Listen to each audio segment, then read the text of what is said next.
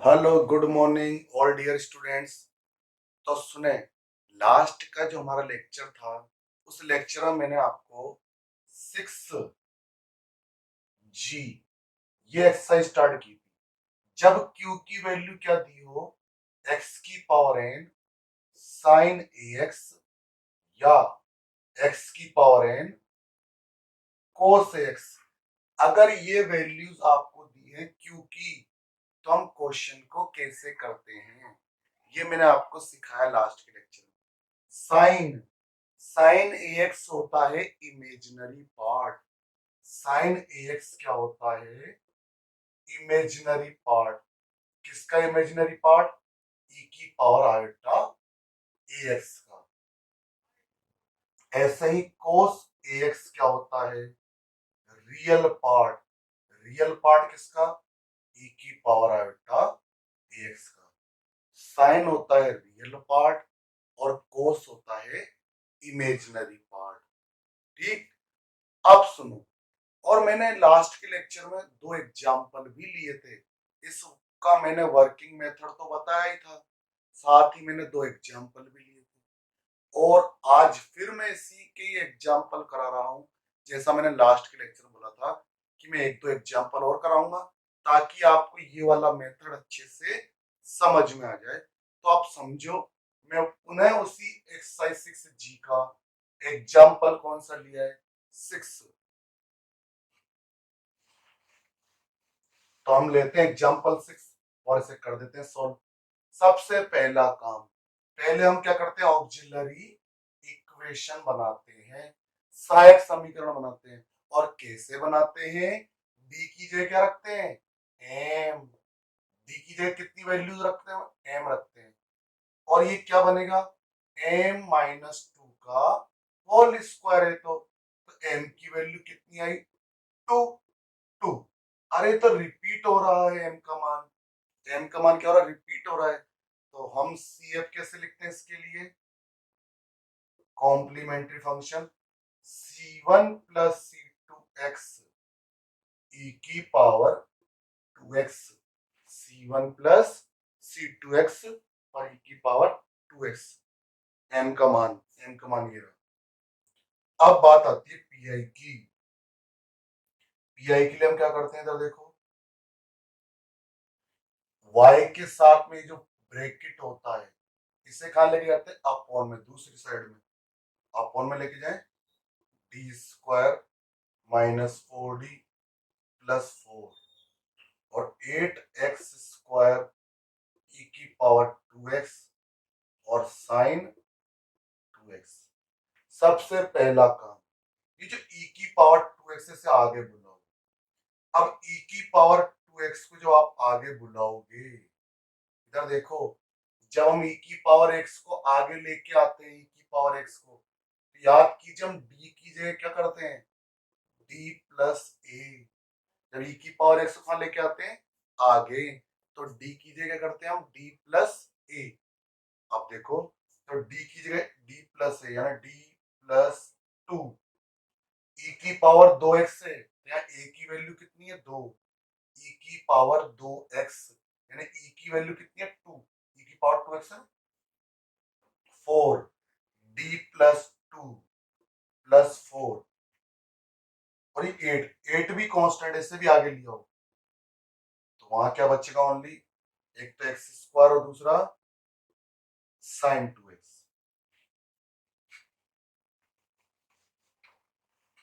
अब देखिएगा, इसे थोड़ा सिंपल करते हैं।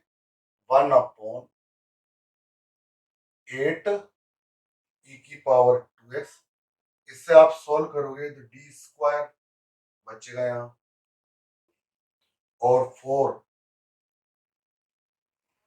प्लस का 4 माइनस का 4 कैंसिल, और 4D से 4D भी कैंसिल हो जाएगा। ये तो सिंपल ही था बच्चों। D square A square plus B square plus का 2 ए भी तो 4D minus 4D minus 8 plus 4। देखो हम कैलकुलेशन कर रहे हैं, सिंपल कैलकुलेशन है। ए प्लस बी का होल स्क्वायर खोल दिया। देखो 4D से 4D कैंसिल, 4 और 4 8, तो ये तो कैंसिल माइनस के 8 से e की पावर 2x अपॉन में केवल क्या बचेगा डी स्क्वायर। अब इधर देखो, अब आप कहोगे सर यहाँ तो ओनली 1 अपॉन में कौन है डी स्क्वायर, तो आप कहोगे सर क्या इसको हम ऐसे कर सकते हैं 1 अपॉन डी स्क्वायर का मतलब दो बार समाकलन एक्स के रेस्पेक्ट में, एक्स के रेस्पेक्ट में कितनी बार इंटीग्रेशन दो बार। हाँ बिल्कुल, आप चाहो तो इसका किसका एक्स स्क्वायर साइन 2x का दो बार समाकलन कर दीजिए 1 अपॉन डी, पहले एक डी को ऑपरेट कर दो 1 अपॉन डी को एक को ऑपरेट कर दीजिए, इंटीग्रेशन कर दो बाई पार्ट के सूत्र से, काय के फॉर्मूले से बाई पार्ट, बोले तो खंडश समाकलन, जानते हैं ना खंडश समाकलन में वही फर्स्ट इंटू सेकंड से, फर्स्ट को छोड़िए सेकंड का समाकलन माइनस फर्स्ट का अवकलन सेकंड का समाकलन पूरे का समाकलन, ये बाई पार्ट का फॉर्मूला होता है। तो आप ऐसे कर सकते हो, बिल्कुल कर सकते हो, लेकिन मैं चाहता हूं कि आप जो मैंने कंसेप्ट सिखाया ना हम उससे करें, ऐसे तो हम कर ही सकते हैं। तो आइए सीखिए कि यहाँ पे क्या लिख रहा है एक्स स्क्वायर और साइन, मैंने बताया था क्यू की वैल्यू क्या हो एक्स की पावर एन साइन ए एक्स, देखो एक्स की पावर एन साइन एक्स, तो साइन 2x हो तो इधर देखिएगा इस ये तो बाहर ही रहेगा, इमेजिनरी पार्ट ऐसे सी करते ना इमेजिनरी पार्ट, साइन 2x किसका इमेजिनरी पार्ट है e की पावर आयोटा 2x का, वही सेम प्रोसेस e की पावर आयोटा 2x को आगे ले आइए 8 e की power 2x imaginary part, e की पावर आयोटा 2x। अब वापस से सुनो मेरी बात, मैंने आपको सिखाया है कि जब इसको आगे लेके आते हैं e की पावर ax, ए बोले तो ये पूरा पूरा 2 आयोटा है, तो d की जगह करता है d प्लस ए, तो 2 आयोटा, ये d प्लस 2 आयोटा और ये एक्स स्क्वायर। दोबारा सुन लो अच्छे से, हम e की पावर आयोटा 2x को आगे लिया है, जब आगे लाएंगे तो x का कोफिशिएंट कितना है 2 आयोटा, e की पावर ax, ए बोल रहे तो 2 आयोटा और d की जगह करेंगे d प्लस ए, कर दिया हमने d प्लस ए तो d प्लस 2 आयोटा। अब इसका होल स्क्वायर ओपन कर लीजिए,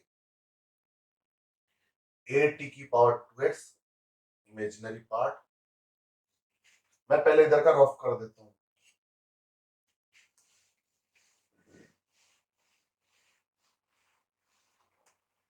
ए प्लस बी का होल स्क्वायर खोलोगे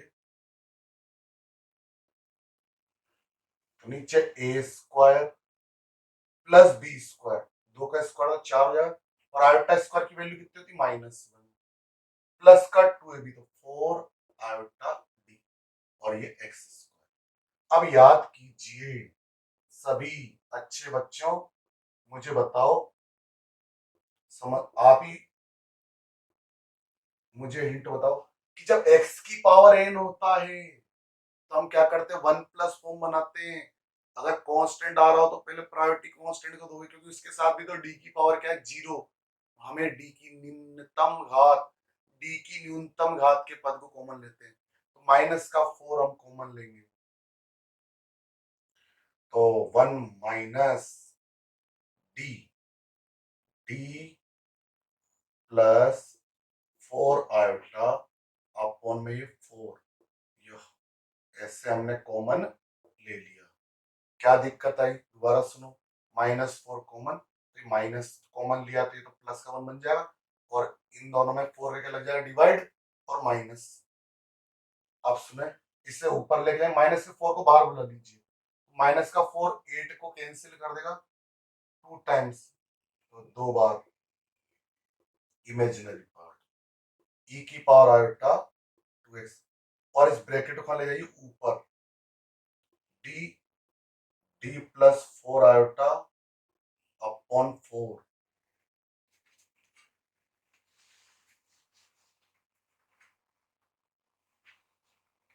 ये होल में क्या लगेगा इनवर्स, एक्स स्क्वायर। अब देखिए अब एक्सपेंशन करते हैं हम, e की power 2x imaginary part, e की पावर आयोटा, अरे 1 माइनस, ये पूरा x है हमारे लिए, 1 माइनस x की होल पावर -1, तो -1 कहाँ आएगा आगे, तो 1 minus minus plus, 1 plus x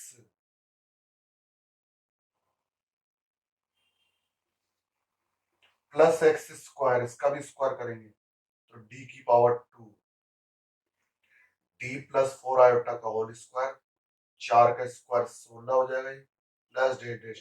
बाकी टर्म्स हमारे काम की नहीं है, क्यों, क्योंकि एक्स पे पावर कितनी लग रही है 2, और एक्स पे पावर 2 है, तो डी की पावर 2 ही हमारे काम का है, बाकी टर्म्स हमारे काम की नहीं है। अब देखिए इस ब्रैकेट में कौन कौन सी टर्म्स काम की है उन्हें लिखो, e की पावर आयोटा 2, देखिएगा 1 हमारे काम का है, डी डी से multiply, D D D square upon 4 भी काम के, और सुनो 4 से 4 कैंसिल, आयोटा डी हमारे काम का है। जब इसमें a प्लस बी का होल स्क्वायर खोलोगे तो 4 D square into D square वो काम करें, A square plus B square खोलो तो A square plus B square plus का 2ab, तो आपके केवल एक ही टर्म काम की है, डी की पावर 2 तक ही काम का होता हमारे, तो जब इसका स्क्वायर करोगे ना 4 आयोटा का स्क्वायर, 4 का स्क्वायर 16, 16 अपॉन 16 16 16 कट जाएगा, आयोटा स्क्वायर की वैल्यू -1, तो अकेला क्या बचेगा डी स्क्वायर, बाकी टर्म्स हमारे काम की नहीं है, वो हमारे लिए यूजलेस है, क्योंकि उनका डिफरेंशिएशन कितना हो जाएगा 0। अब देखते हैं आगे, -2 e की पावर 2x, और ये इमेजिनरी पार्ट। अब इधर देखो e की पावर आयोटा थीटा, ये क्या होता है cos theta plus iota sine theta, x square को अंदर बुला रहा हूं, एक्स स्क्वायर 1 से टकराएगा तो x square plus x square D square से टकराएगा, डी स्क्वायर से टकराना मतलब दो बार डिफरेंशिएशन, दो बार एक्स स्क्वायर का एक बार डिफरेंशिएशन करोगे तो 2x, और दोबारा डिफरेंशिएशन करोगे तो 2, 2 से 4 कितनी बार कैंसिल 1/2, और ये डी स्क्वायर इससे एक्स स्क्वायर डी से इससे टकराएगा डी स्क्वायर, दो बार डिफरेंशिएट 2, तो ये कितना रहेगा देखो 1/2 में से 3/2 जाएंगे, 2 जाएंगे तो माइनस का 3/2, और प्लस आयोटा डी, डी से टकराएगा ना एक्स स्क्वायर, यानी एक बार डिफरेंशिएट 2x। अब सुनो, अब लास्ट स्टेप और है, हमें कौन सा पार्ट लिखना है, देखो मैं पीआई निकाल रहा हूं, इमेजिनरी पार्ट लिखना है, और इमेजिनरी पार्ट कौन सा होता है आयोटा का गुणांक, इमेजिनरी पार्ट कौन सा होता है आयोटा का गुणांक, और आयोटा का गुणांक कौन है देखिएगा, एक तो ये बिना आयोटा वाला आयोटा से मल्टीप्लाई होगा, तो ये आयोटा का गुणांक आएगा ना iota into iota 2x into cos 2x, लेकिन हमें तो केवल आयोटा का कोफिशिएंट लिखना है, कोफिशिएंट लिखना है आयोटा को नहीं, और ये आयोटा वाला इससे भी तो मल्टीप्लाई होगा, तभी तो आयोटा की टर्म आएगी,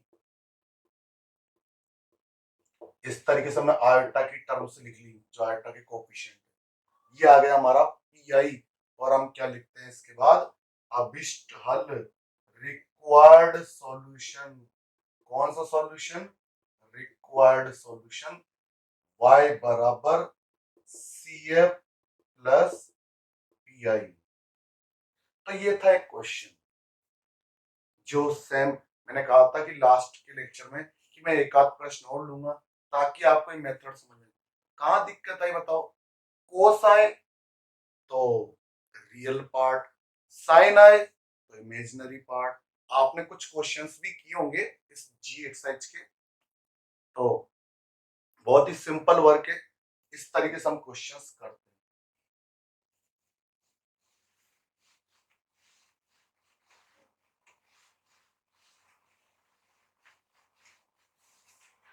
तो हमने इतनी सारी एक्सरसाइज पढ़ ली इस चैप्टर नंबर 6 के अंदर, चैप्टर 6 और यूनिट नंबर सेकंड जो हमारी चल रही है ना। और अब एक लास्ट एक्सरसाइज और बच रही है, वो है 6H। 6H वो हम करेंगे नेक्स्ट लेक्चर में स्टार्ट। और हमने 6A पढ़ी, फिर हमने क्या पढ़ी, 6B, 6C, 6D और ये 6E और ये 6F और 6G। और हर एक्सरसाइज में हमने अलग अलग पैटर्न के क्वेश्चन किए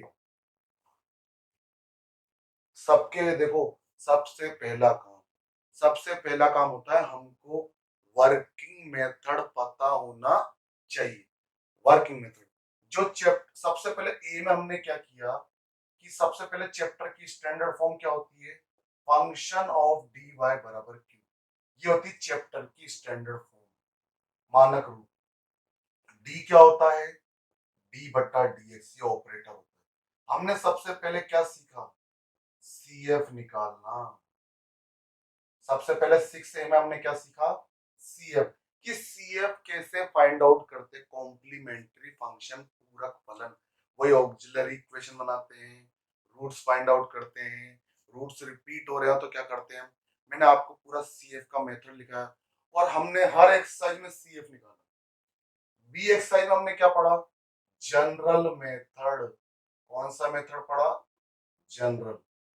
जनरल मेथड ही कहता है कि ये जो फंक्शन ऑफ डी होता है, फंक्शन ऑफ डी, इसके लीनियर फैक्टर करो, रेखीय गुणन करो और एक एक फैक्टर को ऑपरेट कर लो। और मैंने एक चीज और सिखाई थी, अगर फैक्टर सेम हो, सेम मतलब केवल प्लस माइनस का डिफरेंस हो, जैसे d+2 और d-2, तो प्लस और माइनस का डिफरेंस है ना, तो ऐसे में आप आंशिक भिन्न बना के कर लो, एक pi1 दूसरा pi2 ऐसे। और 6C में हमने क्या सीखा, जब q की वैल्यू क्या दे रखी हो, e की power x, short method. D में क्या सीखा, q की वैल्यू कितनी हो, sin x या cos x। इनके मेथड हमने सीखे, वर्किंग मेथड पता होनी सबसे पहले। और डी में क्या सीखा हमने, ई में कि q की वैल्यू क्या हो, x की पावर n। और एफ में हमने क्या सीखा, जब q की वैल्यू क्या हो, e की पावर x इंटू वी। इसका मेथड तो आपको याद है ना, e की पावर x कहाँ लेके आते हैं आगे। और ये 6C हमारी चल रही है, जिसके हम 2 लेक्चर्स हम क्वेश्चन कर रहे हैं, लास्ट लेक्चर में भी किए थे और आज भी मैंने एक प्रश्न लिया, x की पावर n साइन ax या x की पावर n cos ax। तो इस तरीके से मैंने हर एक्सरसाइज के आपको वर्किंग मेथड सिखाए, क्वेश्चंस कराए। आप लोग इन्हें हर कोई एक्सरसाइज के क्वेश्चंस अगर आपके कंप्लीट नहीं है तो उन्हें कंप्लीट करें, अन्यथा आपका वर्क पेंडिंग रह जाएगा, है ना। और एक एक्सरसाइज और हमारी जो ड्यू है, शेष रेस 6H, जिसे हम नेक्स्ट लेक्चर में स्टार्ट करेंगे। ये भी बहुत सिंपल एक्सरसाइज है, ज्यादा डिफिकल्ट नहीं है। इसका वर्किंग मेथड मैं सिखाऊंगा 6H का, आपको नेक्स्ट लेक्चर में सिखाऊंगा 6H का वर्किंग मेथड, और क्वेश्चन भी लेंगे हम इसका। तो तब तक मिलते हैं फिर नेक्स्ट लेक्चर पे। ओके, सभी को टाटा बाय बाय।